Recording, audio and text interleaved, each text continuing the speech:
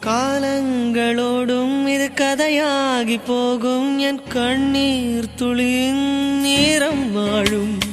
தாயாக நீதான் தலை கோத வந்தாலும் அடி மீது மீண்டும் ஜனனம் வேண்டும் என் வாழ்க்கை நீ இங்கு தந்தது அடி உன் நாட்கள் நான் இங்கு வாழ்வது காதல் இல்லை